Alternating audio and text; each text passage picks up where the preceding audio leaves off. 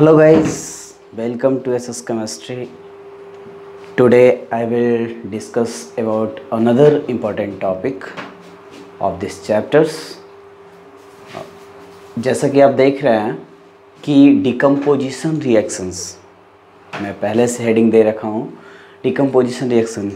तो previous class में मैंने डिस्कस किया था टाइप्स ऑफ रिएक्शंस के बारे में, और उसमें डिफरेंट टाइप ऑफ रिएक्शंस के बारे में मतलब बताया था, इंट्रोडक्शन दिया था। और उसमें एक सबसे फर्स्ट जो था वो कॉम्बिनेशन रिएक्शंस को मैं डील किया था प्रीवियस क्लास में। और उसमें कॉम्बिनेशन रिएक्शंस में जितने भी सारे रिएक्शंस आते थे तो उसमें कुछ एग्जांपल्स को मैंने देखा था, और किस प्रकार से कॉम्बिनेशन रिएक्शंस मतलब कंबाइन करता है एक दूसरे से। तो उसमें मैं बताया था कि बहुत सारे पार्ट्स मिल कर के कंबाइंड हो कर के और एक स्पेशल एक यूनिक मतलब एक सिंगल सब्सटेंस का फॉर्मेशन करता है, उसको हम कॉम्बिनेशन रिएक्शन बोलते हैं, ठीक है। लेकिन मैं जाते जाते ये भी बताया था प्रीवियस वीडियो में कि कॉम्बिनेशन रिएक्शन जो नेक्स्ट क्लास में हम पढ़ाने वाले हैं डिकम्पोजिशन रिएक्शंस, वो जस्ट कॉम्बिनेशन रिएक्शंस का उल्टा है, मतलब रिवर्स है, ठीक है। तो हम उसी डिकम्पोजिशन रिएक्शंस की बात कर रहे हैं, है ना, जो हम कॉम्बिनेशन रिएक्शंस के जस्ट रिवर्स देखेंगे। जो हम प्रीवियस क्लास में जैसा हम पढ़े थे, जो प्रॉपर्टीज़ पढ़े थे, उसके जस्ट रिवर्स। जैसे एज फॉर एग्जांपल हम मान लेते हैं कि वहाँ पर हम लोग प्रीवियस क्लास में पढ़े थे कि more than two substance are combined with together and form a single substance. What today I will study about any single substance decomposed in two more than one substance, simple substance, that is called decomposition reaction, ठीक है। तो उसके बारे में हम लोग पढ़ेंगे।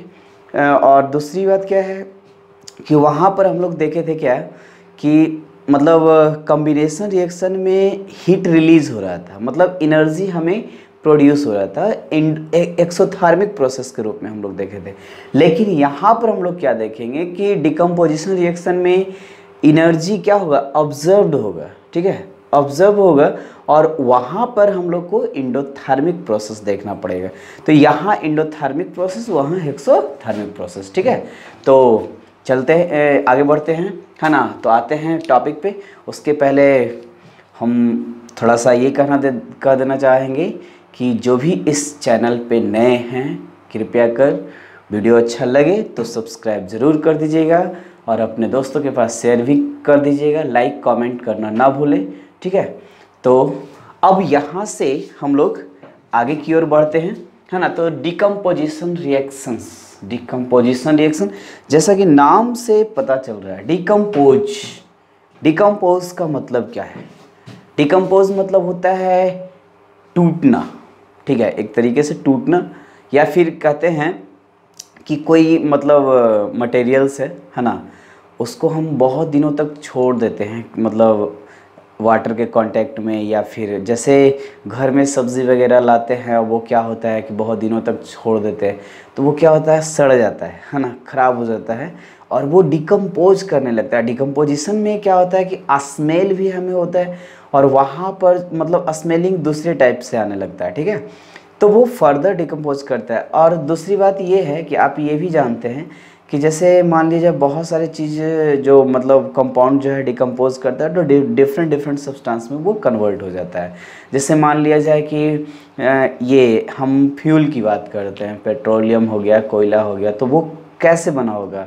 तो जितने भी सारे मतलब प्लांट्स वगैरह होंगे वो बहुत मतलब मोर ईयर्स एगोज जो है, मतलब बहुत साल पहले वो पृथ्वी के अंदर दब गए होंगे, और वो दबने के बाद वो धीरे धीरे डिकम्पोजिशन उनका शुरू हो गया होगा, यानी जिसको हम विघटन को बोलते हैं, ठीक है। तो वो डिफरेंट सब्सटेंस में वो क्या हो गया, कन्वर्ट हो गया, जिससे हम लोग क्या करते हैं, कोयले और पेट्रोलियम या फिर अदर फ्यूल्स को क्या करते हैं, हम लोग ऑब्टेन कर पाते हैं। तो वो डिकम्पोजिशन का ही एक क्या है, मतलब एग्जाम्पल्स के रूप में हम देख सकते हैं, ठीक है। तो यहाँ पर कुछ ऐसे डिकम्पोजिशन देखेंगे हम लोग जो मतलब संभवतः हम लोग घर में भी उसे क्या कर सकते हैं, एक्सपेरिमेंट के द्वारा समझ सकते हैं या फिर एक्टिविटीज़ के द्वारा हम लोग समझेंगे, ठीक है। तो सबसे पहला जो डिकम्पोजिशन है, तो डिकम्पोजिशन रिएक्शंस का हम बता देते हैं। मतलब कहता है इसमें जो डिफाइन इसको होगा, एनी सब्सटेंस, कहता है एनी सिंगल सब्सटेंस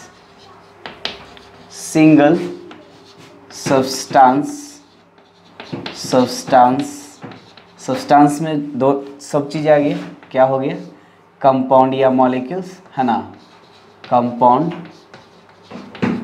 कंपाउंड इसको छोड़ दो, substance convert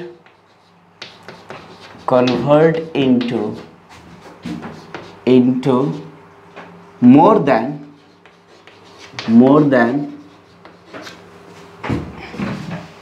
one simple substance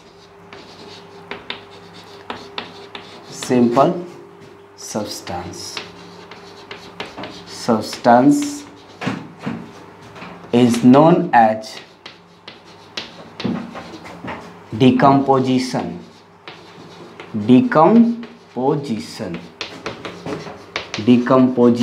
of the substance, ठीक है ना। और reaction is known as decomposition reactions and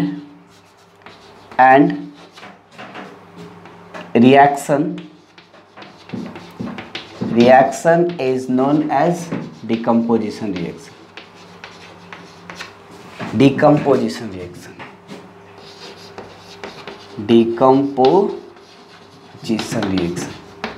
ठीक है।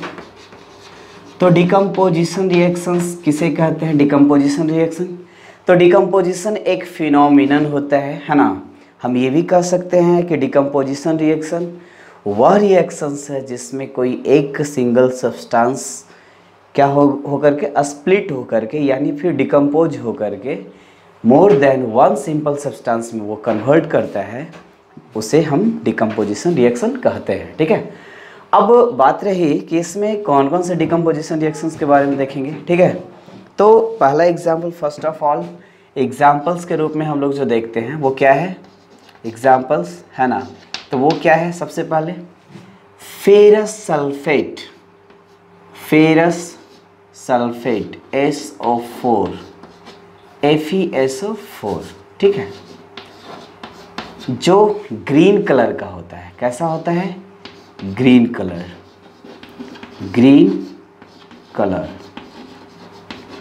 ठीक है, ग्रीन कलर। इसको हम लोग क्या करते हैं, डिकम्पोज करते हैं, है ना, हीट दे करके। कैसे वो भी बताता हूँ। हीट, तो ये कन्वर्ट हो जाता है Fe2O3, ठीक है, और प्लस SO2, ये गैसियस फॉर्म, और कुछ अमाउंट में SO3 भी निकलता है, ये भी गैसियस फॉर्म। ये सॉलिड फॉर्म होगा और ये जो होगा वो रेडिश ब्राउन टाइप का होगा, रेडिश ब्राउन, ठीक है, जनरली रेडिश ब्राउन ही होता है। ये आपका डिकम्पोज कर गया। तो देखिए यहाँ पर क्या है, एक सब्सटेंस फेरस सल्फेट है, ठीक है, और वो कितने सब्सटेंस में कन्वर्ट हो गया, डिवाइड हो गया, ये 1, 2 और 3, ठीक है। ये गैस के रूप में मतलब हमें अब प्राप्त होता है, तो गैस तो क्या हो जाएगा, स्क्रैप कर जाएगा ना, और ये जो सॉलिड मटेरियल है वो क्या हो जाएगा, हमें प्राप्त होगा, ठीक है। तो इसका डिकम्पोजिशन कैसे होता है, ठीक है, तो ये देख सकते हैं। तो इसका डिकम्पोजिशन के लिए हम लोग हीट प्रोवाइड करते हैं। क्या प्रोवाइड करते हैं, हीट, ठीक है। जैसे मान लिया जाए हम ये क्या कर दिए, स्टैंड ले लिए, ठीक है, ये एक बर्नर ले लिए, ठीक, और ये बर्नर में हम लोग क्या किए, ये स्प्रिट लैम्प को रख दिए यहाँ पे, है ना, इस प्रकार से स्प्रिट लैम्प को रख दिए, ठीक है, ये बर्नर है। उसके बाद यहाँ पर एक ट्यूब को लिए, ठीक है, तो ये क्या होता है, एक टेस्ट ट्यूब को हम लोग यहाँ पर लेते हैं, ठीक है, और इसको चिमटा से पकड़ लेते हैं, चिमटा से इसको पकड़ लेते हैं, है ना। इसको चिमटा से पकड़ लेते हैं, ठीक है। अब यहाँ पर जो है वो क्या है, सॉलिड पार्ट है, कौन सा, ये आपका फेरस सल्फेट FeSO4, ठीक है। और ये ड्राई टेस्ट ट्यूब होता है, क्या होता है, ड्राई टेस्ट ट्यूब, ठीक है। अब ये ड्राई टेस्ट ट्यूब है और ये फेरस सल्फेट, ये क्या है, होल्डर है, test tube holder, test tube क्या है, होल्डर, टेस्ट ट्यूब होल्डर, ठीक है। अब ये क्या हो जाएगा, यहाँ पर ये गैस निकलेगा, ये गैस निकलने वाला है, ठीक है। यहाँ पर आप समझ सकते हैं ये गैस निकल रहा है, ठीक है, गैस। तो ये कौन सा गैस होगा, SO2 प्लस SO3 होगा, दोनों गैस है ना, दोनों गैस है तो गैस निकल जाएगा। तो कहने का मतलब मेरा ये है, ये गैस यहाँ से निकलेगा, ठीक है, जब इसको हीट करेंगे तब। तो इसको हीट करने, ये जो हीट होता है तो ये क्या होता है ना, FeSO4 टूटता है और टूटने के बाद ये फेरिक ऑक्साइड और ये सल्फर डाइऑक्साइड और सल्फर ट्राइऑक्साइड में कन्वर्ट हो जाता है। तो यहाँ पर आप लिख सकते हैं ये आपका हो गया फेरिक ऑक्साइड, कौन सा ऑक्साइड, फेरिक ऑक्साइड, ठीक है। और ये जो है आपका sulphur dioxide, sulphur dioxide, oxide, ठीक है। और ये आपका सल्फर ट्राइऑक्साइड,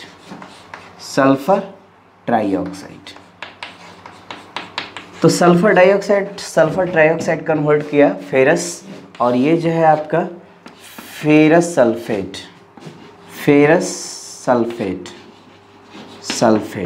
ठीक है, कोई दिक्कत। तो यहाँ पर कह रहा है कि ये डिकम्पोज कर रहा है, लेकिन इसमें एक हमें सावधानी बरतनी पड़ेगी जब हम ये एग्ज़ाम मतलब करेंगे, एक्टिविटीज़ को यदि हम करते हैं तो लैब में इसको क्या दिखाना है, मतलब सावधानी करना पड़ेगा कि इस टेस्ट ट्यूब का जो मुंह है, ये माउथ है, वो हमारे नाक के आसपास नहीं होनी चाहिए। यानी हम लोग क्या करेंगे, दूर से ही इस तरीके से गर्म करेंगे, और ये जो इसका जो मतलब मुंह होना चाहिए ना, वो अपोजिट साइड में होनी चाहिए, ताकि वो गैस निकले तो हमारे नाक के नज़दीक यानी हमारे नोज़ के नज़दीक नहीं आनी चाहिए, ठीक है। हालांकि ये थोड़ा बहुत आ जाएगा, लेकिन बहुत ज़्यादा अमाउंट में आएगा तो हमारे लिए क्या होगा, हार्मफुल होगा, ठीक है। तो उस तरीके से ये इसमें थोड़ा सा प्रिकॉशन दिखाना पड़ता है, यानी ये सावधानी बरतनी पड़ती है, ठीक है। तो इस तरीके से ये क्या होता है, ये डिकम्पोज होता है। तो इसमें हम क्या देख रहे हैं कि ये जो स्प्लिट लैंप है, इसके द्वारा हम लोग हीट प्रोवाइड कर रहे हैं, ठीक है। तो हम जब तक ये हीट प्रोवाइड नहीं करेंगे तब तक ये क्या हो जाएगा, ये मेरा स्प्लिट नहीं कर पाएगा, यानी कि ये टूटेगा नहीं और ये कन्वर्ट नहीं हो पाएगा, डिकम्पोजिशन इसका नहीं हो पाएगा। तो हीट दे करके इसको हम क्या कर रहे हैं, डिकम्पोज कर रहे हैं। तो इस प्रोसेस को हम लोग बोलेंगे थर्मल डिकम्पोजिशन। हीट का दूसरा नाम थर्मल होता है, ठीक है, हीट को ही थर्मल बोलते हैं, और थर्मल को के द्वारा हम लोग इसको डिकम्पोज कर रहे हैं, तो ये कहलाएगा थर्मल डिकम्पोजिशन, ठीक है। और इसी के जगह पे हम कहीं कहीं पे कुछ ऐसा एग्जाम्पल देखेंगे कि हीट के जगह पे हम लोग क्या देते हैं, इलेक्ट्रिसिटी देते हैं, तो इसको बोलते हैं इलेक्ट्रिकल डिकम्पोजिशन। उसको क्या बोलेंगे, इलेक्ट्रिकल डिकम्पोजिशन। और कहीं कहीं पे ऐसा होता है कि वो इलेक्ट्रिक भी ना देते हैं और ये हीट भी नहीं देते हैं, वो सनलाइट और बहुत ज़्यादा फोटो इलेक्ट्रिक रेज हो, फोटो इलेक्ट्रिक एनर्जी के द्वारा वो क्या होता है, डिकम्पोजिशन होता है, तो उसको बोलते हैं फोटो इलेक्ट्रिक डिकम्पोजिशन, ठीक है। जैसे मान लिया जाए सनलाइट में हम लोग क्या करते हैं, AgBr को रखते हैं या फिर AgCl को रखते हैं, तो वो भी डिकम्पोज कर जाता है। तो सनलाइट में अब आप लोग समझिएगा कि सनलाइट से कैसे हो जाता है, तो सनलाइट में फोटोन होता है Hµ, ठीक है, बैंडल्स ऑफ फोटोन। सनलाइट में जितने भी सारे मतलब सनलाइट से एनर्जी क्या होता है, वैंडल्स ऑफ फोटोन के रूप में हमें ऑब्टेन्ड होता है। वो फोटोन जो होता है वो क्या होता है, हाईली एनर्जेटिक होता है और वो डिकम्पोज करने का करता है, तो फोटो इलेक्ट्रिक डिकम्पोजिशन उसको बोल सकते हैं। ठीक है, तो उसके बारे में हम आगे बताएंगे। मेरे ख्याल से यहाँ तक कोई प्रॉब्लम नहीं होनी चाहिए। ठीक है, यदि कोई प्रॉब्लम होगी तो आप कमेंट सेक्शन में ज़रूर बताइएगा, है ना। तो फिर से हम समझाना देना चाहते हैं, ये सिंगल प्रोडक्ट है, इसको मैं थर्मल दिया, हीट दिया और वो क्या हो गया, स्प्लिट कर गया, यानी more than one substance, that means 3 substance में, जिसमें ये सल्फर डाइऑक्साइड और सल्फर ट्राइऑक्साइड वो था गैस, है ना। और ये क्या है, Fe2O3, ये जो है वो ये सॉलिड मटेरियल के रूप में हमें प्रोडक्ट के रूप में ये क्या होता है, ऑब्टेन्ड होता है। तो यहाँ पर हम एक्टिविटीज़ करके भी देख लिए स्प्लिट लैंप के द्वारा। ये आपका स्प्लिट लैंप है, ठीक है, स्प्लिट लैंप है, ठीक है। इसके द्वारा हम लोग क्या करते हैं, टेस्ट ट्यूब में उसे रख करके और क्या होता है कि इसको हम हीट करते हैं। तो एक चीज़ और फैक्ट हम बता देना चाहेंगे कि सबसे पहला जो होता है इसमें FeSO4 के साथ जो होता है वो 7H2O होता है, वाटर मॉलिक्यूल हाइड्रेटेड फॉर्म में ये होता है। ठीक है, तो सबसे पहले जो भी सब्सटेंस हाइड्रेटेड फॉर्म में होगा उसको हम लोग क्या करते हैं कि जैसे ही हीट करेंगे ना तो ये क्या हो जाएगा, ये आपका H2O बाहर आ जाएगा, टोटल का टोटल FeSO4 में कन्वर्ट कर जाएगा। अब ये FeSO4 फर्दर, जैसे मान लिया जाए हम लोग क्या कर रहे हैं, हीट कर रहे हैं, और हीट करने के बाद जैसे यहाँ पर क्या हो ले लेते हैं, 7H2O ले लेते हैं। तो सबसे पहले हीट किए तो पहले वाटर मॉलिक्यूल्स क्या हो जाएगा, स्कैप कर जाएगा, वेपर के रूप में निकल जाएगा बाहर। ठीक है, तो वेपर तो हमें ना तो मतलब स्मेल करता है और ना ही हमें वो क्या कलर रिप्रेजेंट करता है, तो उसको तो हम देख नहीं पाएंगे। तो ये डिहाइड्रेटेड फॉर्म में आ जाएगा। ठीक है, अब डिहाइड्रेटेड फॉर्म में आ जाएगा और फर्दर हम लोग क्या कर रहे हैं, एनर्जी प्रोवाइड ही कर रहे हैं, रेगुलर हम लोग एनर्जी दे रहे हैं। तो ये जैसे ही पूरा वाटर निकलेगा और उसके बाद भी हम लोग एनर्जी मतलब रेगुलर जारी रखेंगे, तो ये फिर डिकम्पोज, ये फिर क्या करेगा, प्रत्येक मॉलिक्यूल्स, ये जितना भी सारा मॉलिक्यूल्स होगा ना वो एनर्जी एसोसिएट करते रहे, एसोसिएट करेगा रेगुलर वे में। ठीक है, और जैसे ही वो एनर्जी उसके मतलब एसोसिएशन से ज़्यादा हो जाएगा, मतलब जितना इसको एसोसिएट करने की क्षमता है, टेंडेंसी है, जितना इसके पास मतलब ग्रहण करने की क्षमता है एनर्जी को, उससे ज़्यादा यदि एनर्जी यहाँ से मिल रहा है तो ये क्या हो जाएगा, फर्दर ब्रेक कर जाएगा, और ब्रेक करेगा तो ये 3 तरह के कंपाउंड में कन्वर्ट होगा। ठीक है, तो ये है आपका डिकम्पोजिशन। ठीक है, तो ये जो डिकम्पोजिशन हुआ वो क्या, कौन सा डिकम्पोजिशन हुआ, थर्मल डिकम्पोजिशन इसको बोलते हैं। तो थर्मल डिकम्पोजिशन में हम लोग देख लिए कि थर्मल का यूज़ करते हैं। ठीक है, तो यहाँ पर देखिए अब है इसके आगे थर्मल डिकम्पोजिशन, है ना। तो यहाँ पर जो हम लिखेंगे हम लोग क्या है, अब इसमें एक और देखते हैं, क्या एक और एग्जाम्पल्स के रूप में दूसरा एग्जाम्पल हम लोग देख रहे हैं, वो क्या है, कैल्शियम कार्बोनेट। कैल्शियम कार्बोनेट जिसको हम लाइमस्टोन बोलते हैं, क्या बोलते हैं, लाइमस्टोन। ये जो है वो इसको भी हम लोग क्या करते हैं, हीट करते हैं। तो calcium oxide solid form plus CO2, calcium dioxide gases form. तो जैसा कि मैं प्रीवियस क्लास में ये डिस्कस किया था कि ये CaO को हम लोग क्या कर रहे थे, वाटर में डाल रहे थे ना। तो वाटर में जैसे ही डाल रहे थे तो CaOH में कन्वर्ट कर जा रहा था। ठीक है, CaOH में कन्वर्ट कर जा रहा था, है ना, एक्वस फॉर्म। और ये फर्दर क्या होता है, एटमॉस्फेरिक ऑक्सीजन के द्वारा कार्बन डाइऑक्साइड के साथ, यानी ये गैसियस, ये एटमॉस्फेरिक कार्बन डाइऑक्साइड होगा। तो एटमॉस्फेरिक कार्बन डाइऑक्साइड के साथ ये कंबाइन करके फर्दर ये क्या होता है, CaCO3 में कन्वर्ट कर जा रहा था। ठीक है, जो कि मेरा सॉलिड मटेरियल था। और इसमें भी मैं बताया था कि ये आपका शाइनिंग वाइट कलर के रूप में ये शाइन करता था, शाइनिंग कर देता था। ठीक है, तो यही फर्दर क्या होता है कि हीट जब देते हैं ना तो ये क्या हो जाता है, डिकम्पोज कर जाता है। और डिकम्पोज करता है तो ये फर्दर ये क्या होता है, इनिशियल सब्सटेंस के रूप में ये ऑब्टेन्ड होता है। और यहाँ पर हम लोग क्या करते हैं, ये CaOH का ये कार्बन डाइऑक्साइड हमें ऑब्टेन्ड होता है। तो हम यहाँ पर देखेंगे ना, ये जो है आपका कैल्शियम कार्बोनेट, ये लाइम, इसको आप लाइम होता है, लाइम अस्टो इसको बोल सकते हैं, है ना। और ये जो होता है वो लाइम होता है, लाइम। और ये क्या है, क्विक लाइम, दोनों इसको बोल सकते हैं, ठीक है, लाइम और क्विक लाइम। और ये तो आप जान रहे हैं कार्बन डाइऑक्साइड, ठीक है। तो ये आपका है ना, तो डिकम्पोज किया और ये सब्सटेंस हमें मिल गया। तो इसमें भी देख रहा है कि एक single substance more than one substance को क्या कर रहा है, प्रोड्यूस कर रहा है।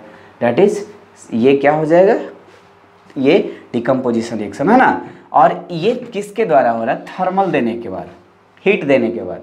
इसमें भी वही चीज़ है कि जब हम लोग हीट प्रोवाइड करते हैं, हीट देते हैं, तो क्या होता है कि ये मॉलिक्यूल, जितने भी सारे मॉलिक्यूल्स हैं ना, ये हीट को क्या करता है, एसोसिएट करता है एनर्जी, मतलब हीट के रूप में हम लोग एनर्जी दे रहे हैं। तो ये मॉलिक्यूल्स कहीं ना कहीं ये स्टेबल होता ज़रूर है, लेकिन एक डेफिनेट मतलब एक प्रॉपर कंडीशन जब हम इसको प्रोवाइड करेंगे, प्रॉपर कंडीशन का मतलब क्या, टेम्परेचर और प्रेशर, ठीक है। तो टेम्परेचर एज ए हीट देंगे, थर्मल देंगे या फिर इलेक्ट्रिकल देंगे, ठीक है। तो यहाँ पर जो हीट के द्वारा हम लोग टेम्परेचर प्रोवाइड कर रहे हैं, तो इसका जो एक प्रॉपर एक एरिया है, एक क्या है, मतलब उसको बाउंड्री लाइन है, इसे मतलब एनर्जी को एसोसिएट करने का जो क्षमता इसके पास है, उससे ज़्यादा यदि एनर्जी होता है तो वो क्या होता है कि मतलब ये स्प्लिट कर जाता है, ब्रेक डाउन हो जाता है, ठीक है। तो ये दो पार्ट में कन्वर्ट होता है। जैसे मान लिया जाए, एज फॉर एग्जांपल आप लोग ये भी समझ सकते हैं कि वाटर क्या होता है। वाटर को जब हम लोग क्या करते हैं, गर्म करते हैं, तो वाटर जब गर्म होता है तो हम लोग हीट को कम रखें या ज़्यादा रखें, ठीक है। यदि हम दो पॉट लेते हैं, दोनों में इक्वल अमाउंट में वाटर लेते हैं, और एक में ज़्यादा हीट, एक को ज़्यादा हीट पे रख रहे हैं और एक को कम हीट पे रख रहे हैं, ठीक है। तो क्या मतलब ज़्यादा हीट वाला मतलब जैसे ही हम रखते हैं और ये वेपर के रूप में जाने लगता है, नहीं, ये क्या होता है, कुछ समय लगता है। हाँ, ये अलग बात है कि इसमें ज़्यादा समय लगेगा कम हीट वाले में, और इसमें कम समय लगेगा। तो वो क्या होता है कि हीट, यहाँ एनर्जी ज़्यादा मिल रहा है, तो ये ज़्यादा एनर्जी एब्जॉर्ब कर रहा है, तो इसके पास जो एनर्जी एब्जॉर्ब करने का जो टेंडेंसी है वो जल्द ही समाप्त हो जाएगा। और जितना जल्दी वो एनर्जी ऑब्जर्व करने की क्षमता मतलब समाप्त होगा, उतना ही जल्दी वो गैसेस फॉर्म में वाटर को रिलीज़ कर देगा। और इसमें है कि हीट कम मिल रहा है, तो इसमें एनर्जी मतलब करने की, एनर्जी ऑब्जर्व करने की क्षमता, बहुत समय लग जाएगा इसको, ठीक है। तो वो क्या हो जाएगा, जैसे तो इसमें मतलब कुछ देर के बाद ये क्या होगा, स्कैप करेगा। लेकिन स्कैप दोनों से करेगा, या तो हम एनर्जी कम दें या तो एनर्जी हम ज़्यादा दें, है ना। एनर्जी कम देने से होता है क्या कि समय ज़्यादा लगता है, ठीक है। और समय ज़्यादा लगता है किस रूप में, जैसे मान लिया जाए कि एनर्जी हम लोग कम दे रहे हैं, जैसे ये 100 किलो जूल किसी में एनर्जी रखने की क्षमता है, या फिर हम कह सकते हैं कि सपोज मान लिए कि ये कंपाउंड जो है 100 किलो जूल तक एनर्जी स्टोर कर सकता है अपने में, ठीक है। और उसके बाद हम धीरे धीरे दे रहे हैं, 5 किलो जूल दे रहे हैं, तो जाहिर सी बात है एक मिनट में हम 5 किलो जूल दे रहे हैं, तो इसको यहाँ तक पहुँचने में कितना लगेगा, 4 मिनट लगेगा। और जैसे ही 4 मिनट के बाद 5वां मिनट होगा, 5th मिनट में इंटर करेंगे, तो एनर्जी तो इससे बाहर हो जाएगा ना। तो इसकी क्षमता इतना ही है, तो इससे ज़्यादा एनर्जी जैसे ही होगा, जिस समय भी होगा, उसी समय वो कंपाउंड ब्रेक कर जाएगा, ठीक है, और वो टूट जाएगा। तो कहने का मतलब हर एक कंपाउंड, हर एक सब्सटेंस के पास एक टेंडेंसी होती है, कैपेसिटी होती है हीट को अपने आप में ऑब्जर्व करने की, यानी उसको कह सकते हैं कि उसका मतलब स्टेबिलिटी, उस हीट मतलब उसकी स्टेबिलिटी उतना ही होती है। तो ये कहने का मतलब है कि एक प्रॉपर कंडीशन, प्रॉपर टेम्परेचर पे लगभग सब्सटेंस क्या होता है, वो ब्रेक करता है और वो ये डिकम्पोजिशन के द्वारा more than one simple substance में कन्वर्ट हो जाता है, डेट इज थर्मल डिकम्पोजिशन। ठीक है, अब इसके बाद हम लोग आते हैं एक और दूसरा क्या है, नाइट्राइट, है ना। तो इसमें जो हम लोग देख रहे हैं कैल्शियम कार्बोनेट के द्वारा जो हम लोग डिकम्पोजिशन देख रहे हैं, तो ये जो है ना ये बहुत ज़्यादा इम्पोर्टेंट होता है ना। कहता है this process, this decomposition this decomposition reaction is very important for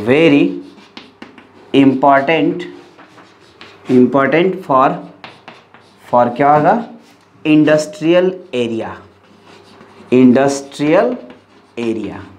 industrial area का मतलब क्या हुआ, यानी कहने का मतलब औद्योगिक क्षेत्र में इसका बहुत ज़्यादा यूज होता है। सबसे सिंपल एग्जांपल आप लोग देखते हैं तो कहाँ देखिएगा, फॉर्मेशन ऑफ सीमेंट यानी मैन्युफैक्चरिंग ऑफ सीमेंट, किस में यूज़ होगा, manufacturing of cement, manufacturing of क्या हो जाएगा, फैक्चरिंग ऑफ क्या हो जाएगा, सीमेंट। तो सीमेंट जो है, सीमेंट के मैन्युफैक्चरिंग में आप CaO का यूज़ करते हैं, बहुत ज़्यादा मतलब बड़े पैमाने पर होता है और डिफरेंट इसका यूज़ किया जा सकता है। जैसे कई तरह के जैसे बेस बनाने में, कैल्शियम हाइड्रोक्साइड को बनाने में या फिर कैल्शियम क्लोराइड को बनाने में। ठीक है, तो सीमेंट में जो भी है कैल्शियम का ही कंपोनेंट सारा मिला हुआ रहता है। जैसे कैल्शियम हाइड्रोक्साइड हो गया, फिर ब्लीचिंग पाउडर हो गया, फिर जिप्सम होता है, फिर उसके बाद आपका कैल्शियम क्लोराइड भी कुछ मिलता है। तो कहने का मतलब ये काफ़ी मतलब इंडस्ट्रियली रूप से ये इम्पॉर्टेंट कंपाउंड होता है और हम लोग वहाँ पर कैल्शियम ऑक्साइड कहीं भी ऑब्टेन करना रहता है तो हम लोग लाइम को लाते हैं, लाइम स्टोन को लाते हैं, उसको ब्रेक मतलब डिकम्पोज करवाते हैं तो हमें कैल्शियम ऑक्साइड ऑब्टेन्ड हो जाता है और कैल्शियम ऑक्साइड को हम लोग क्या करते हैं, मतलब दूसरे प्रोडक्ट को बनाने में हम लोग उसे यूज़ कर लेते हैं। ठीक है, अब है यहाँ पर, यहाँ तक मेरे ख्याल से आई होप समझ में आया होगा। ठीक है, तो ये आपका डिकम्पोजिशन का दूसरा एग्जाम्पल है, सेकेंड एग्जाम्पल। अब हम लोग देखते हैं थर्ड एग्जाम्पल डिकम्पोजिशन का, वो क्या है। थर्ड एग्जाम्पल में हम लोग देखेंगे किसको, थर्ड एग्जाम्पल में हम लोग देखते हैं लेड नाइट्रेट के बारे में। लेड नाइट्रेट क्या होता है ना, लेड नाइट्रेट के बारे में हम लोग देखेंगे। तो यहाँ पर कह रहा है तीसरा एग्जाम्पल है आपका डिकम्पोजिशन का, PbNO3 का होल ट्वाइस। इसको क्या करेंगे, हीट करेंगे, PbO प्लस NO2, ये गैस निकलेगा, अब प्लस O2 ये भी गैस निकलेगा। ये आपका सॉलिड मटेरियल है। ठीक है, कोई दिक्कत। तो यहाँ पर कह रहा है कि ये ब्लैक इस टाइप का कुछ सब्सटेंस ऑब्टेन्ड होगा। ये जो है लेड नाइट्रेट इसको बोलते हैं, लेड नाइट्रेट,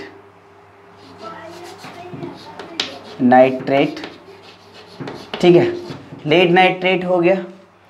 अब ये जो है यहाँ से जो ये निकल रहा है ना, ब्राउन कलर का फ्यूम निकल रहा है, एज ब्राउन कलर्ड फ्यूम। तो इसको एक्टिविटीज़ के द्वारा हम लोग कैसे देख सकते हैं। ठीक है, जैसे मान लीजिए कि एक ये वर्र ले लिए, ठीक है, इस पे आपका पूरा फ्लेम है, इससे फ्लेम निकल रहा है। अब इसको हम लोग क्या कर रहे हैं, एक इस पे टेस्ट ट्यूब रख रहे हैं। ठीक है, टेस्ट ट्यूब। और इसमें पूरा सब्सटेंस भरा हुआ है लेड नाइट्रेट, ठीक, लेड नाइट्रेट पूरा भरा हुआ है, ठीक है। तो ये जो हो गया वो फ्लेम हो गया, है ना, ये स्पिरिट लैंप हो गया, लैंप हो गया। और इसको चिमटा के सहारे जो होता है क्या, टेस्ट ट्यूब होल्डर इसको बोल सकते हैं। टेस्ट ट्यूब क्या बोलते हैं, test tube holder, test tube क्या हो जाएगा, होल्डर, ठीक है। अब ये क्या होता है, ये धीरे धीरे ये फ्यूम निकलने लगता है ब्राउन कलर का, ये क्या हो जाएगा, ब्राउन कलर का फ्यूम निकलेगा, ठीक है। ये जो निकलेगा ये क्या हो जाएगा, brown colour, brown coloured fume, fume. हालांकि इसमें जो आता है ना वो ब्राउन कलर फ्यूम में NO2 और प्लस O2 दोनों आएगा। तो आप लोग जैसा कि जानते हैं कि O2 जो होता है, O2 मेरा क्या है, कलरलेस होता है और ऑर्डरलेस होता है, और ये O2 NO2 जो है वो ब्राउन कलर का होता है। तो जाहिर सी बात है कलरलेस के साथ ब्राउन कलर्ड ये गैसेस आएगा तो उसका कलर रिप्रेजेंट करेगा, तो ये ब्राउन कलर का होता है। O2 भी इससे बाहर निकलता है। तो इसमें भी क्या होता है, ये डिकम्पोजिशन का काम होता है, ठीक है। तो हम लोग इसमें भी क्या कर रहे हैं, हीट प्रोवाइड कर रहे हैं, है ना। तो हीट प्रोवाइड कर रहे हैं, तो हम लोग फाइनली एनालिसिस करेंगे कि जितने भी सारे मतलब डिकम्पोजिशन रिएक्शंस हैं उसमें क्या कर रहा है, हीट प्रोवाइडर, मतलब हीट के द्वारा हम लोग डिकम्पोज कर रहे हैं, या फिर आगे हम देखते हैं इलेक्ट्रिसिटी के द्वारा हम लोग डिकम्पोज करेंगे। उसके बाद क्या हो जाएगा, इलेक्ट्रिसिटी कहीं कहीं पे हम लोग सनलाइट के द्वारा भी डिकम्पोजिशन देखेंगे। तो और सारा एग्जाम्पल हम लोग देखेंगे। उसके बाद हम लोग फाइनली एनालिसिस करेंगे कि मतलब जब हम लोग हीट देते हैं तो उसको थर्मल डिकम्पोजिशन कहा जाता है, और जब हम लोग क्या करते हैं इलेक्ट्रिसिटी के द्वारा डिकम्पोजिशन करते हैं तो वो क्या होता है, इलेक्ट्रिकल डिकम्पोजिशन, ठीक है। तो यहाँ पर हम लोग नोट में क्या लिखेंगे, नोट में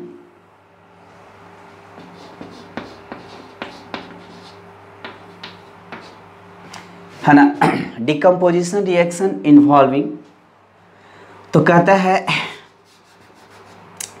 व्हेन decomposition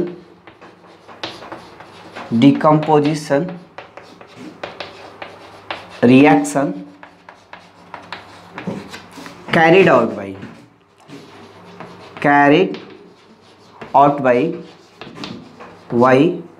thermal या हीट एनर्जी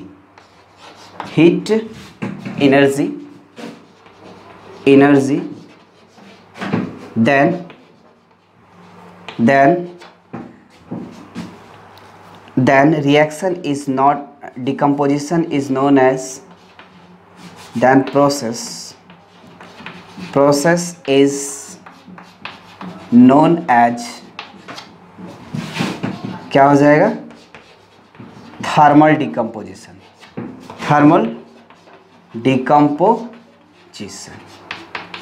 ठीक है। थर्मल डिकम्पोजिशन कहते हैं हम इसको, ठीक है। कोई भी सब्सटेंस हो यदि हम उसको हीट दे करके ब्रेक कर रहे हैं तो वो थर्मल डिकम्पोजिशन मेरा हो जाएगा, ठीक है। तो ये सभी जो 3 एग्जाम्पल देखें, है ना, लेड नाइट्रेट का देखें, कैल्शियम कार्बोनेट का देखें, फिर फेरस सल्फेट का देखें, ये तीनों क्या है, तीनों एग्जाम्पल्स में हम लोग क्या कर रहे हैं, हीट का यूज़ कर रहे थे, और इसीलिए ये तीनों थर्मल डिकम्पोजिशन का बेस्ट एग्जाम्पल कह सकते हैं, ठीक है। तो इसमें हम बताया कि थर्मल डिकम्पोजिशन में होता क्या है, हम लोग हीट के द्वारा एनर्जी देते हैं, और एनर्जी क्या होता है, कोई भी सब्सटेंस एसोसिएट करता है और वो सब्सटेंस अपने क्षमता से ज़्यादा जिस समय वो एनर्जी को एब्जॉर्ब करने लगता है वो ब्रेक हो जाता है। जैसे as for example simple way में हम लोग समझ सकते हैं कि मान लिया जाए हम लोग को खाने की कैपेसिटी एक अलग अलग प्रकार के पीपल्स में अलग अलग प्रकार की क्षमता होती है। कोई 2 रोटी खाता है, कोई 3 रोटी खाते हैं, कोई 4 रोटी खाते हैं, कोई 10 रोटी भी खाते हैं, है ना। तो जिसकी जितनी क्षमता होती है वो क्या करता है, अंदर इनसाइड मतलब वो करता है, भोजन करता है, ब्रेड रोटी खाता है, ठीक है। लेकिन यदि मान लिया जाए कहीं पे वो क्या किया, अपनी क्षमता से ज़्यादा खा लिया, ठीक है, तो अपनी क्षमता से ज़्यादा खा लेगा तो क्या होगा, कल होकर के वो खाना भी नहीं खाएगा, प्लस वो क्या होगा, रिलीज़ करते रहेगा, है ना, वेस्टेज मटेरियल को जहाँ भी देखें। तो ये ज़्यादातर कहाँ होता है, तो ज़्यादातर आप लोग जाते हैं कहीं पे, तो नहीं एक ले लीजिए ना। अब उस सिचुएशन में क्या होता है, ओवर हो जाता है, तो कई लोगों को क्या होता है, वो डाइजेस्टिव सिस्टम में प्रॉब्लम हो जाती है, तो कई लोगों को क्या होता है, मतलब बहुत वोमिटिंग वगैरह होने लगता है, ठीक है। तो वो कहीं ना कहीं वो ओवरड्यूज होने के कारण, मतलब ओवर होने के कारण वो कहीं ना कहीं इफेक्ट दिखाने लगता है, ठीक है। तो वही कहता है कि डिकम्पोजिशन यहाँ पर जो मतलब सब्सटेंस है, जो केमिकल सब्सटेंस होते हैं, जैसे ही उसके क्षमता से ज़्यादा एनर्जी मिलने लगा तो वो डिकम्पोज कर जाएगा, मतलब वो अपनी स्टेबिलिटी खो देता है, वहाँ पे अपनी स्टेबिलिटी को वो क्या कर देता है, रिलीज़ कर देता है, अब वो अपनी स्टेबिलिटी को लीव कर देता है, और वो फर्दर क्या होगा, ब्रेक डाउन होकर के, और वो क्या हो जाएगा, PbO, और इसमें ये सब सिंपल कंपाउंड में कन्वर्ट हो जाएगा, ठीक है। तो इस तरीके से हम लोग देखते हैं थर्मल डिकम्पोजिशन, ठीक है। अब है एक और एग्जांपल देखते हैं फर्दर, वाटर को हाइड्रोलाइसिस हम लोग करते हैं, है ना, वाटर को हाइड्रोलाइसिस करते हैं, ये भी एक प्रकार का डिकम्पोजिशन है ना। तो हाइड्रोलाइसिस ऑफ वाटर करेंगे, ये नेक्स्ट एग्जांपल के रूप में हाइड्रोलाइसिस ऑफ वाटर। तो क्या हो जाएगा, ये hydrolysis of water, hydrolysis of water, hydrolysis of water क्या होता है, हाइड्रोलाइसिस यानी हम लोग उसको हाइड्रोलाइसिस करके ब्रेक करते हैं, ठीक है। Electrolyte of water, sorry hydrolysis नहीं होगा, इलेक्ट्रोलाइसिस होगा, अरे यार, इलेक्ट्रोलाइसिस, ठीक है, of water, electrolysis of water, ठीक है। तो यहाँ पर जो देख रहे हैं इलेक्ट्रोलाइसिस ऑफ वाटर, हाइड्रोलाइसिस मतलब होता है वाटर को दे करके किसी कंपाउंड को हम ब्रेक करते हैं। जैसे मान लिया जाए क्या होता है, कोई सब्सटेंस होता है, जैसे वो सॉलिड फॉर्म में है, उसको ब्रेक करना होता है, तो हम लोग वाटर डालते हैं तो वो क्या होता है, ब्रेक हो जाता है, तो वो हाइड्रोलाइसिस हुआ। लेकिन इलेक्ट्रिसिटी को दे करके हम लोग क्या करते हैं, डिकम्पोज करने का काम करते हैं, उसको इलेक्ट्रिकल डिकम्पोजिशन कहा जाता है। तो इसको एक पहले एक्टिविटीज़ के द्वारा समझते हैं, ठीक है। वो क्या है, वाटर, यहाँ पर एक ट्यूब ले लेते हैं, ठीक है, एक टब ले लेते हैं प्लास्टिक का, और यहाँ पर एक क्या रख लेते हैं, एक ट्यूब को रिवर्स वे में ये उल्टा करके यहाँ पर रख लेते हैं, ठीक है। और ये क्या होता है, यहाँ पर स्टॉपर लगा देते हैं, ठीक, और इसके अंदर इलेक्ट्रोड को डाल देते हैं, ठीक, और कौन सा इलेक्ट्रोड होगा, ग्रेफाइट कार्बन इलेक्ट्रोड होगा। इसको हम क्या करते हैं, यहाँ से डाल देते हैं, ठीक है, ये इलेक्ट्रोड को लगा देते हैं, ये आपका है ना, यहाँ से ये, इसको हम बैटरी के सहारे जोड़ देते हैं, यहाँ पर स्विच लगा देते हैं, और एक बैटरी को हम लोग यहाँ पर देते हैं। ये आपका दो है ना एंड पॉइंट हो गया, ठीक है। ये आपका कैथोड हो गया, इसको कैथोड लेते हैं, ठीक है। ये आपका एनोड, ये जो है ये यहाँ पर इसको दूसरे कलर से दिखा देते हैं ताकि पता चले। ये आपका ग्रेफाइट रॉड है, ग्रेफाइट रॉड किसके रूप में? इलेक्ट्रोड के रूप में, इलेक्ट्रोड के रूप में, ठीक है। इसमें भी वही होगा, ग्रेफाइट रॉड ही होगा, ठीक है। उसके बाद ये जो है आपका टेस्ट ट्यूब है, ये जो है टेस्ट ट्यूब, ये आपका क्या है? रबड़ स्टॉपर, स्टॉपर, ठीक है। और इसमें हम लोग क्या करते हैं? पानी को भर देते हैं, वाटर फिल कर देते हैं, ठीक है। वाटर फिल कर देते हैं यहाँ पे, और इसमें भी वाटर फिल कर देते हैं। ये जो है ना टेस्ट ट्यूब, उसके अंदर भी वाटर को फिल कर देते हैं, ठीक है। कोई दिक्कत नहीं। अब ये क्या करता है? ये प्लास्टिक जग, इसको मान लीजिए प्लास्टिक पॉट, ठीक है, टब। अब ये क्या है? यहाँ से हम लोग इलेक्ट्रिसिटी को प्रोवाइड करते हैं। तो क्या होता है ना कि यहाँ पर कुछ बबल्स नज़र आते हैं, ठीक है। तो ये क्या हो जाएगा? ऑक्सीजन, और ये क्या हो जाएगा? हाइड्रोजन, ठीक है। ये जो होता है वो वाटर हो जाएगा, ये आपका वाटर, ठीक है। तो यहाँ पर जो है सबसे पहले कहने का मतलब मेरा ये है कि जैसे ही वो स्विच ऑन करते हैं, स्विच दिया हुआ है, स्विच क्या करते हैं? ऑन करते हैं। इलेक्ट्रिसिटी तो क्या होता है? फ्लो करने लगता है, इलेक्ट्रिक, है ना। तो ये क्या होता है कि ये धीरे धीरे क्या होता है? वाटर जो होता है वो डिकम्पोज होता है, यानी वाटर रियली वे में हम लोग देखें तो क्या होता है? H2O लिक्विड फॉर्म में होता है, और ये H2 गैस के रूप में और ये O2 गैस के रूप में कन्वर्ट हो जाता है, ठीक है। जो O2 गैस होता है, ऑक्सीजन जो होता है वो कहाँ पर जाता है? तो ऑक्सीजन चला जाता है एनोड पे, और वो हाइड्रोजन कहाँ जाता है? कैथोड पे, ठीक है। तो ये एक चीज़ जो है, जैसे मान लिया जाए तो यहाँ पर जो है ऑक्सीजन और ये आपका हाइड्रोजन सेटल्ड कर जाता है ये इलेक्ट्रोड पे। तो इसको हम लोग देखते हैं क्या होता है सबसे पहला, है ना।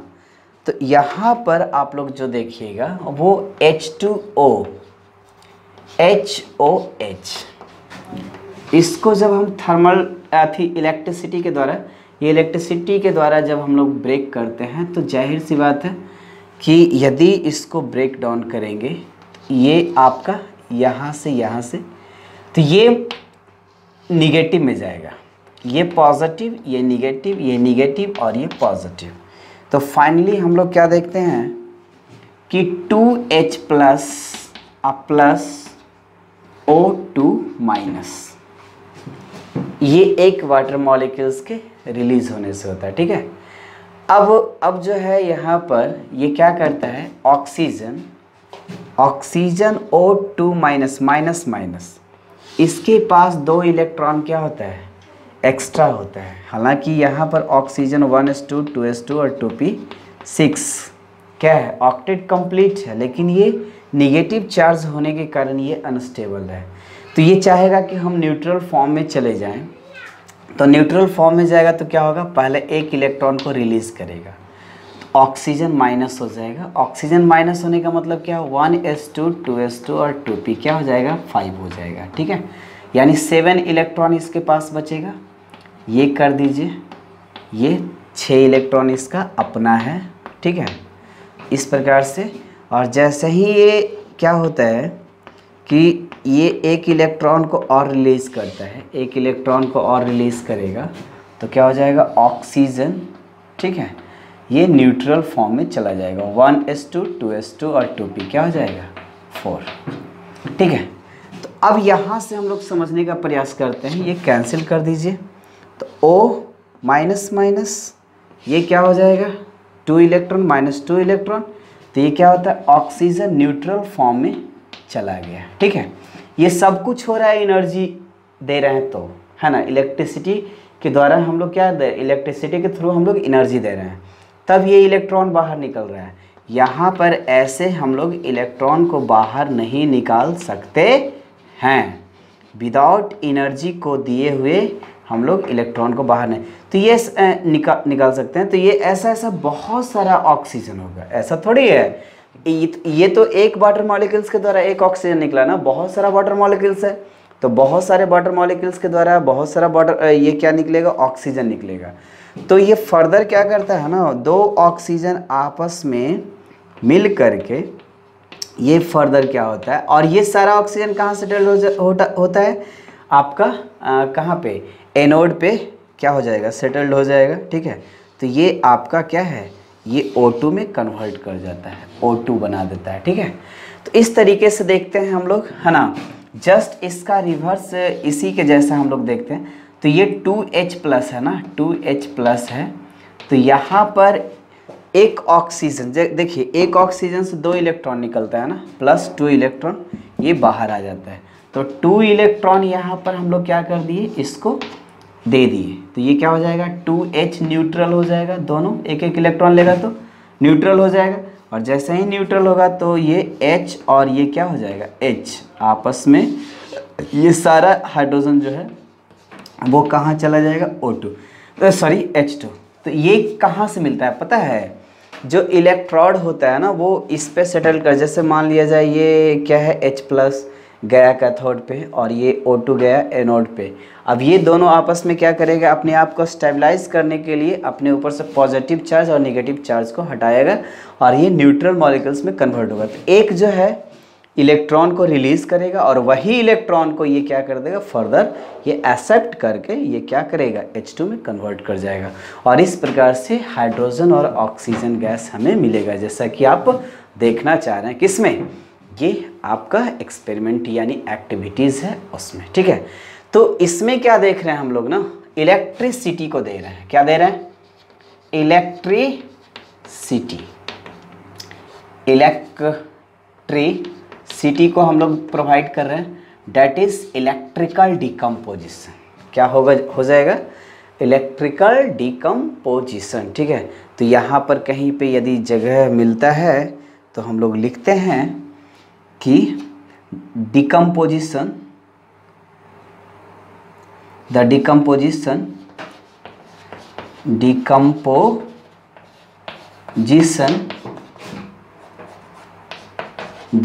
by electricity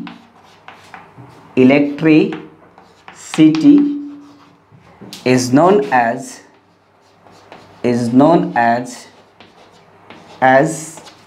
electrical decomposition, electrical decomposition। कौन सा डिकम्पोजिशन, इलेक्ट्रिकल डिकम्पोजिशन। ठीक है, तो इस प्रकार से ये इलेक्ट्रिकल डिकम्पोजिशन होता है। ठीक है, तो ये आपका ये इलेक्ट्रिकल डिकम्पोजिशन का एक एग्जाम्पल हुआ, है ना। अब एक दूसरे रिएक्शंस पे हम लोग आते हैं, एग्जाम्पल्स पे आते हैं। ये आपका बैटरी है, ठीक है, बैटरी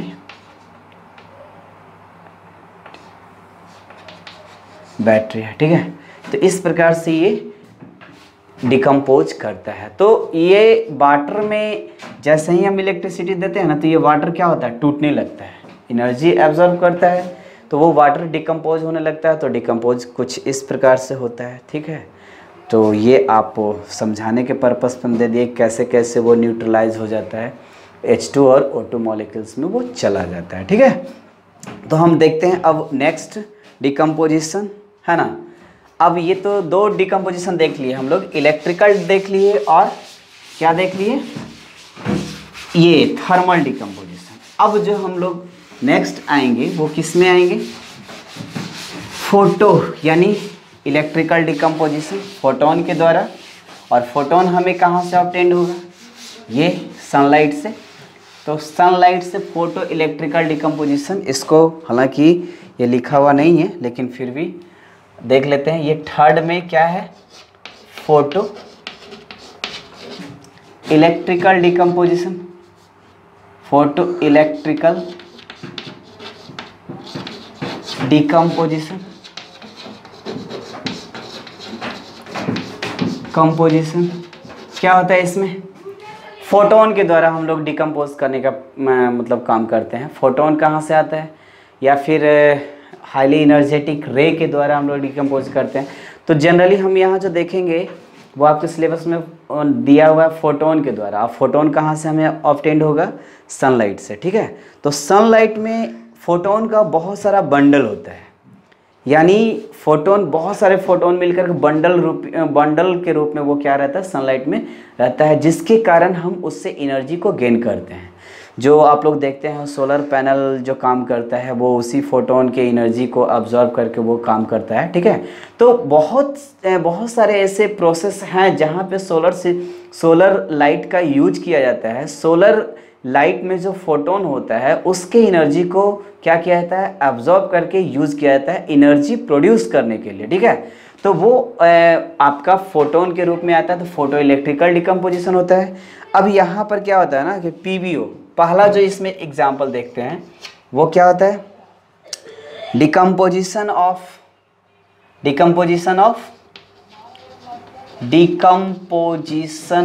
क्या हो जाएगा, डिकम्पोजिशन ऑफ लेड, है ना, सिल्वर क्लोराइड।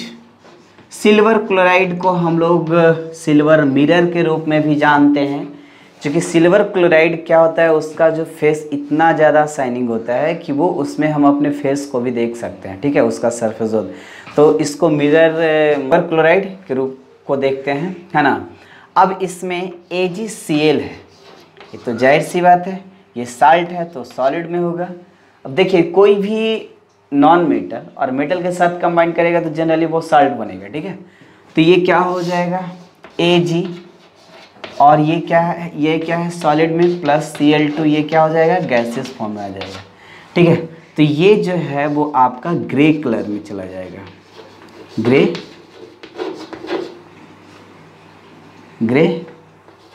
कलर्ड, ठीक है। तो ये ग्रे कलर्ड में आ जाएगा, ठीक है। तो ये ग्रे कलर होता है, ग्रे कलर्ड में आ जाएगा। और ये जो है आपका वो कैसा है, सिल्वर कलर, सिल्वर कलर, ठीक है।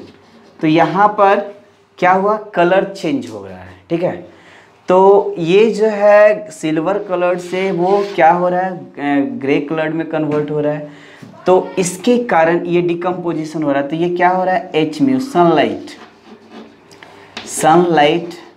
हालांकि सनलाइट इसको एच म्यू के हिसाब से भी बोल सकते हैं, फोटोन का वैंडल होता है एच म्यू, ठीक है। तो ये भी बोल सकते हैं। तो ये सनलाइट जैसे ही ये एच म्यू में एनर्जी होता है ना, और एनर्जी जो होगा देखिए मेटल और नॉन मेटल है, ठीक है। तो ये एनर्जी इसको प्रोवाइड करेगा, ये एनर्जी को गेन करेगा, और एक समय ऐसा होगा कि इसके कैपेसिटी से एनर्जी बाहर हो जाएगा, ज़्यादा हो जाएगा। और जैसे ही जिस समय एनर्जी इसके कैपेसिटी से ज़्यादा होगा वो क्या होगा, अपने आप को ब्रेक कर देगा, डिकम्पोज कर देगा। और इस प्रकार से दो अलग अलग सिंपल कंपाउंड में टूट जाएगा, ठीक है। अब इसको क्या करते हैं, सनलाइट। अब ये जो है दूसरा एग्जाम्पल इसमें है सिल्वर क्लोराइड। देखिए ये डिकम्पोजिशन इसी प्रकार का एक एग्जाम्पल है, सिल्वर ब्रोमाइड, ये भी सॉलिड है। और ये सनलाइट, ठीक है, सनलाइट एच में बहुत ज़्यादा सेंसिटिव होता है, Ag, और ये S और ये प्लस क्या होता है, Br होता है, ठीक है। और ये Br2 होता है ना। तो अब इसमें देखिएगा Ag जो है Br, सनलाइट, इतना ज़्यादा ये सेंसिटिव होता है, जो मतलब इसका जो यूज होता है ना जनरली रूप से कहाँ किया जाता है, ब्लैक एंड वाइट फोटोग्राफी में, ब्लैक एंड वाइट फोटोग्राफी, ठीक है। शायद आप लोग में से कुछ लोग नहीं देखे होंगे वाइट फोटोग्राफी कैसे होता था। तो पहले रील होता था, मतलब ये राउंड सिलेंड्रिकल एक रील होता था, उसमें कुछ मतलब ये लेप लगा हुआ रहता था AGVR का उस पर, और उसके अंदर वो रहता था, पैक रहता था बहुत, कैमरे में उसको सेट करके, और उसको जैसे आप कैसेट देखते होंगे ना, कैसेट को वो चढ़ाया जाता था। तो जैसे ही वो फ़ोटो क्लिक करते थे तो एक रील में लिमिट अमाउंट में फ़ोटो क्या होता था, शूट होता था, ठीक है, यानी 40 अप्रॉक्स 40 या 50 के आसपास, ठीक है। और उसमें से मान लिया जाए कोई ख़राब निकल गया तो उसमें क्या हो गया, वो बर्बाद हो जाता था। लेकिन उसको कहा जाता था कि जैसे ही वो रील ख़त्म होता था तो कैमरा में बताता था कि इतना फ़ोटो आपका हो गया है, ठीक है, इतना बच रहा है, ठीक है। तो वो सब नंबर बताता था। तो जब कैमरा ख़राब होता था तो उसको मतलब सनलाइट के प्रेजेंस में उसको ओपन नहीं करते थे, उस रील को अंधेरे में ओपन किया जाता था। वो इसलिए कि वहाँ पर जो है वो सनलाइट का इफ़ेक्ट इस पर पड़े नहीं। और जैसे ही ये ओपन में जब किया जाता था ना, तो ये क्या होता था, डिकम्पोज करके, और वो निगेटिव पूरा ख़राब हो जाता था। तो वो निगेटिव साफ़ होता था, इतना छोटा छोटा मतलब प्लास्टिक में वो निगेटिव बनता था, जिसमें आप देखते हैं मतलब जो भी फेस आता था ना वो उजला कलर का मतलब दिखाई पड़ता, उसको निगेटिव बोलते थे। और उससे वो फ़ोटो क्या होता था, क्लीन होता था। वो निगेटिव मतलब वो निगेटिव को आप रखे हुए रह सकते हैं बहुत दिनों तक, है ना, मतलब उसको सुरक्षित। तो आप क्या कीजिएगा, उसको बाद में भी मतलब उसका दूसरा फ़ोटो बना सकते हैं, ठीक है। तो ये निगेटिव होता था, तो उसमें ब्लैक एंड वाइट फ़ोटोग्राफी बहुत ज़्यादा चला करता था। अब तो मेमोरी कार्ड का ज़माना है, मेमोरी कार्ड लगाइए, क्लिक क्लिक क्लिक क्लिक, जितना क्लिक मारना है मारते जाइए, ठीक है। बशर्ते आप में आपके मेमोरी कार्ड में स्पेस होनी चाहिए और कैमरे में बैटरी होनी चाहिए, ठीक है। उसके बाद क्लिक क्लिक क्लिक क्लिक करते न रहिए। इसलिए लोग आज सेल्फी एक नहीं मतलब कई पोज में लेते हैं, ठीक है। यदि सपोज़ कीजिए कि पहले वाला वो लिमिट वाला होता और एक रील जो होता था ना वो अप्रॉक्स 300-400 के अप्रॉक्स मिलता है, जिस समय मतलब हमको याद है ना, तो हम यूज़ किए हैं उस कैमरे को, ठीक है। तो 300 या 400 में मिलता था। तो बताइए कि 400 में 4 फ़ोटो और 40 फ़ोटो, तो ये तो मतलब 4 सेल्फी लेंगे तो ख़त्म हो जाएगा, 400 ख़त्म, यानी सेल्फी का भी पैसा लगता। तो यहाँ पर तो वो बात है नहीं, अब तो टेक्नोलॉजी एक से एक आ गया, मेमोरी कार्ड वगैरह ये सब। और उस समय मोबाइल भी था नहीं ना कि आप सेल्फी ले सकते हैं, ठीक है। एक कैमरा ही एक जरिया था, ठीक है। तो यहाँ से ब्लैक एंड वाइट, तो ये भी सनलाइट के प्रेजेंस में क्या होता है, टूट जाता है, ठीक है। तो ये आपका डिकम्पोजिशन का पूरा क्या है, एग्जाम्पल आया, ठीक है। लेकिन डिकम्पोजिशन में हम लोग देखें क्या, एब्जॉर्प्शंस ऑफ लाइट, कॉन्क्लूजन देखते हैं, ठीक है। तो यहाँ तक हो गया।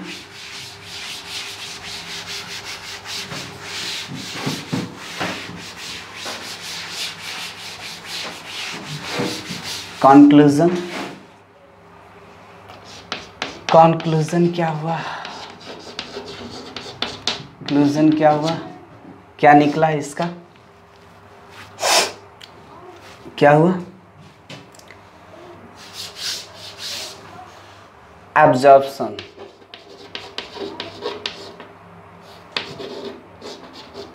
एब्जॉर्प्शंस of energy,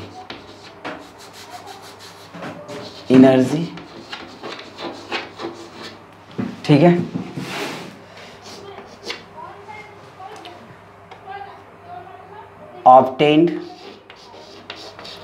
obtained more than one simple substances,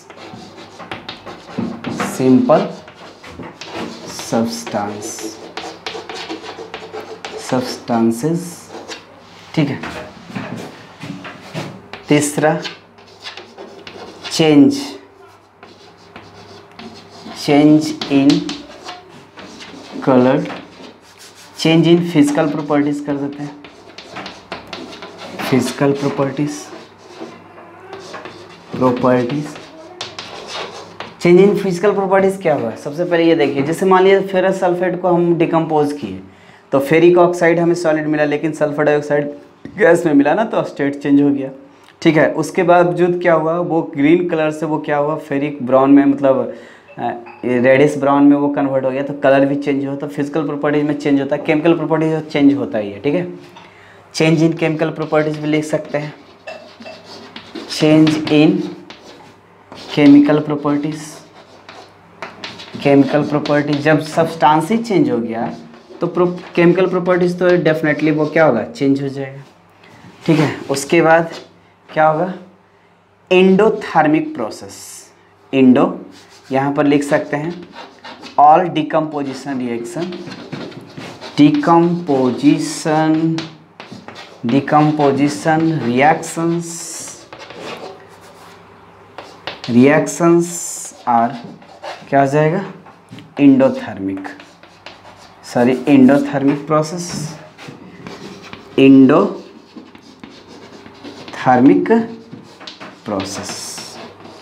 processes. देखिए सोचने वाली बात है, ये थोड़ा सा ये पॉइंट वाइज है, ये मतलब नोट हमेशा माइंड में रखिएगा कि डिकम्पोजिशन रिएक्शन में क्या क्या होता है। एंडोथर्मिक प्रोसेस, यहाँ पर क्या कर रहा है कि एक मॉलिक्यूल्स जो बन चुका था, स्टेबल है, वो मतलब छोटे छोटे मॉलिक्यूल्स में यानी सिंपल मॉलिक्यूल्स में वो कन्वर्ट होगा। तो वो स्टेबल है तो वो कन्वर्ट क्यों होना चाहेगा, अपने आप तो वो कन्वर्ट नहीं होगा जब तक कि उसको कोई डिस्टर्ब नहीं करे। तो डिस्टर्ब करने के लिए क्या देना पड़ेगा, एनर्जी देना पड़ेगा। तो एनर्जी देंगे तभी वो जा कर के अपने स्टेबिलिटी को लूज़ करेगा, और जब तक वो अपनी स्टेबिलिटी लूज़ नहीं करेगा तब तक वो सिंपल कंपाउंड में ब्रेक नहीं होगा। जैसे हम मान लिया जाए मेरा सब कुछ, हमको किसी चीज़ का कमी नहीं है, ठीक है, तो हम आराम से रह रहे हैं, कोई टेंशन नहीं है ना। लेकिन अचानक हम तब तक डिस्टर्ब नहीं होंगे जब तक हमें कोई प्रॉब्लम ना हो। जैसे मान लिया जाए अचानक हमें किसी पैसे की ज़रूरत पड़ गया, तो हम क्या हो जाएंगे उस समय, मतलब बहुत ज़्यादा परेशान हो जाएंगे, है ना। तो वो मेरा क्या है, जैसे हमको कोई काम नहीं है, मेरा काम सफिशिएंट ढंग से चल रहा है, तो क्या हम स्थिर रहेंगे ना, एक जगह पड़े हुए रहेंगे, जो काम है वो करेंगे, वो किसी चीज़ का टेंशन नहीं लेंगे। लेकिन बहुत ज़्यादा पैसे की ज़रूरत पड़ गई तो हम स्थिर रहेंगे नहीं, तो वो मेरा अस्थिरता मतलब स्टेबिलिटी हो गया ना। और जब हम लोग पैसे की ज़रूरत पड़ेगा तो हम मेरा स्टेबिलिटी क्या हो जाएगा, बढ़ जाएगा, कम जाएगा, और वो हम ज़्यादा टेंशन में रहने लगेंगे, कहाँ से क्या होगा, ठीक है। तो इस ढंग से वो क्या होता है कि कुछ ना कुछ मतलब डिस्टर्ब करने के लिए, जो स्टेबल मॉलिक्यूल्स है उसको ब्रेक करने के लिए हम लोग को एनर्जी देना पड़ेगा, चाहे वो लाइट के रूप में हो यानी फोटोन के रूप में, या फिर वो इलेक्ट्रिक के रूप में हो, या फिर वो थर्मल के रूप में हो। तो वो तीनों में से कोई एक एनर्जी को प्रोवाइड करेंगे, कोई एक फॉर्म में प्रोवाइड करेंगे, तभी जा कर के वो डिकम्पोज करेगा। और जिस तरह से वो एनर्जी प्रोवाइड करेंगे उसी के अकॉर्डिंग वो क्या होगा, डिकम्पोजिशन का प्रोसेस होगा, ठीक है। तो इस तरीके से क्या होता है, वो आपका यदि थर्मल देते हैं तो थर्मल डिकम्पोजिशन, इलेक्ट्रिक दे करके डिकम्पोज करते हैं तो इलेक्ट्रिकल डिकम्पोजिशन, और फोटोन के द्वारा हम लोग डिकम्पोज करने का काम करते हैं तो फोटो इलेक्ट्रिकल डिकम्पोजिशन भी होता है। तो यहाँ तक डिकम्पोजिशन का लगभग जो जितने भी सारे कॉन्सेप्ट थे वो समझ में आ गया, ठीक है। और आपके सिलेबस में इससे ज़्यादा है नहीं एनसीईआरटी के बुक में, ठीक है। तो ये मेरे आई होप समझ में आया होगा, और इसमें से कुछ यदि प्रॉब्लम हो तो कमेंट बॉक्स में ज़रूर लिखिएगा, ठीक है। और यदि आपको वीडियो, जो इस यूट्यूब चैनल पे नए जुड़ रहे हैं, जो विद्यार्थी नए हैं, उनसे मैं रिक्वेस्ट करूंगा कि यदि वीडियो अच्छा लगा हो तो इसको सब्सक्राइब कर दें, बेल आइकन को दबा दें, ताकि आने वाले वीडियोस का नोटिफिकेशन आप तक जल्द से जल्द पहुंच जाए, ठीक है। और अपने दोस्तों तक इसे पहुंचा सकते हैं तो बहुत अच्छी बात है। जितने लोग हमसे जुड़ेंगे उतना ज़्यादा मेरी पोटेंशियल बढ़ेगी, और जितना ज़्यादा पोटेंशियल बढ़ेगा तो हम उतना ही अच्छे से कॉन्सेप्ट्स को डील कर सकते हैं, इजी वे में डील कर सकते हैं, ठीक है। तो आप लोग कमेंट और कमेंट करके बताइएगा कि वीडियो कैसा लग रहा है ना, ज़रूर बताइएगा। जो भी ये देख रहे हैं उनसे मैं रिक्वेस्ट करूँगा कि कमेंट करके आप लोग ज़रूर बताइए कि ये जो मेरा कंटेंट देने का मतलब जो तरीका है वो आपको कैसा लग रहा है, ठीक लग रहा है या नहीं लग रहा है, तो हम वे को चेंज भी कर सकते हैं यदि कोई प्रॉब्लम हो तो। ठीक है, तब तक के लिए धन्यवाद, इंतज़ार कीजिए अगले वीडियोस का। ठीक है, तो हम मिलते हैं फिर से अगले वीडियो में। Thank you for watching. जय हिंद।